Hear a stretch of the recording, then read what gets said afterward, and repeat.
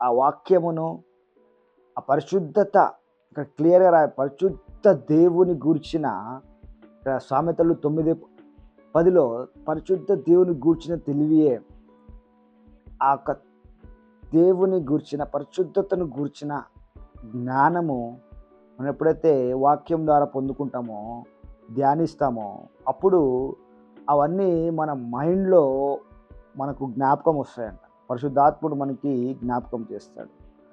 దాన్నే మనం నెమరు వేసుకుంటూ ఉంటాం పరిశుద్ధతను. అప్పుడు ఎప్పుడైతే పరిశుద్ధత నెమరు వేసుకుంటున్నప్పుడు ఆ తలంపులు వేరే తలంపులు రాకుండా ఏదైతే పరిశుద్ధ దేవుని గూర్చిన జ్ఞానమును, ఆయన గూర్చిన తెలివి, ఆయన గూర్చిన వాక్యమును మనం ఎప్పుడైతే ధ్యానిస్తామో, అప్పుడు ఆ వాక్యము మనకు తలంపులు వేరే తలంపులు రాకుండా, పడిపోకుండా మనల్ని కాపాడుతాయి.